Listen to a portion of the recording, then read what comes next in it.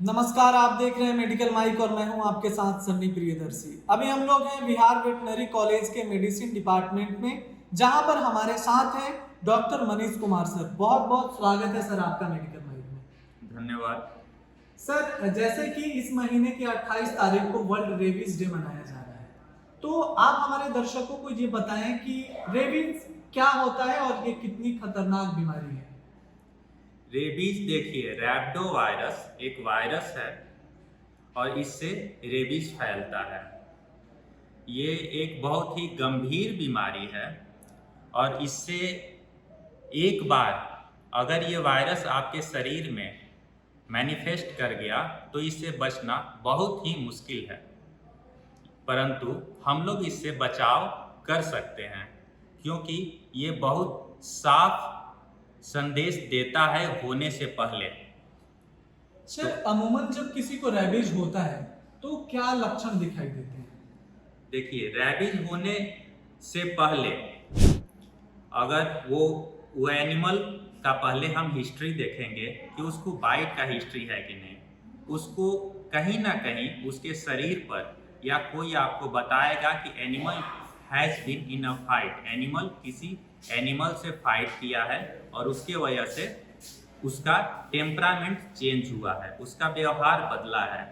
तो व्यवहार में हम सबसे पहले देखते हैं कि एनिमल कैसा बाकी एनिमल से दूरी बनाए हुए है या बाकी एनिमल के साथ फ्यूरियस व्यवहार कर रहा है। इन दोनों केस में हम रेबीज सस्पेक्ट कर सकते हैं।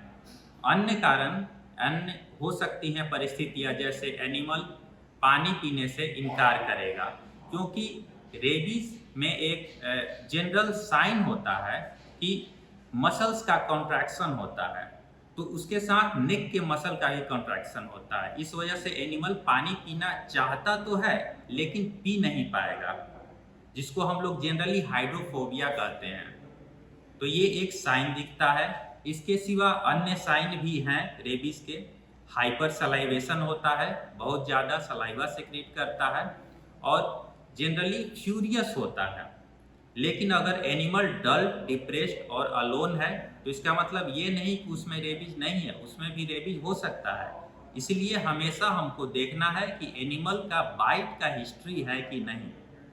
सर, बहुत सारे लोग अभी के दौर में जो है वो पालतू जानवर को पालने लगे हैं, पेट्स को पालने लगे हैं। तो इन पालतू जानवरों से, जैसे डॉग से रेबीज का जो है मानव में फैलने का कितना चांसेस रहता है, और अगर कोई जो है घर में अपने जो है किसी पालतू जानवर को पालते हैं तो किन किन सावधानियों को बरतने की जरूरत होती है? देखिए, सबसे पहले बहुत सारे लोग पालतू जानवर पालते हैं। जनरली लोग पेट्स के लिए डॉग और कैट दोनों एनिमल का यूज़ करते हैं। तो आपको पालतू जानवर को पालने से, पालते तो सब लोग हैं, तो आपको अगर रेबीज से बचना है तो प्रॉपर वैक्सीनेशन होना चाहिए उसका।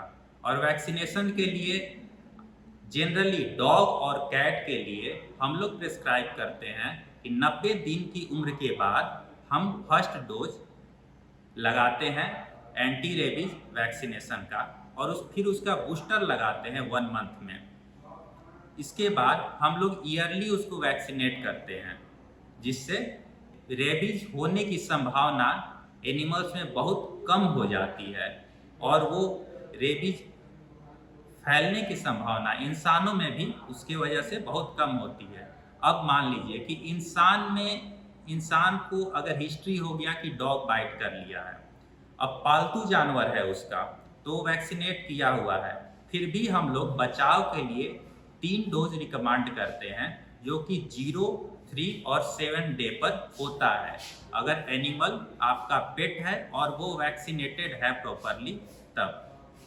लेकिन अगर एनिमल वैक्सीनेटेड प्रॉपरली नहीं है, वो आपका पेट नहीं है, वो रैबिड एनिमल हो सकता है, स्ट्रीट का एनिमल हो सकता है, तो हम इसके लिए 5 डोज रिकमेंड करते हैं प्रॉपर वैक्सीनेशन प्रोटोकॉल के लिए।